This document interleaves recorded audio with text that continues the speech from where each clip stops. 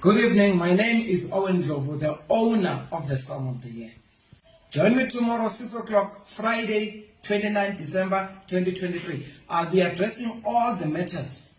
I've seen also the allegations that have been made by journalists and the newspapers, as well as actually online, talking about the shenanigans and corruption by the station manager of Ukhozi FM, Mrs. Sbongi Ngcobo.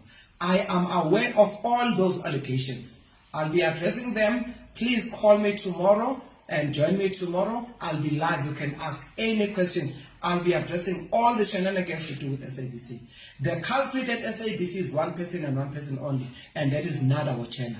Nada Wochela is the one protecting the corrupt people of her favorites. One of them is Sbongi Ngcobo.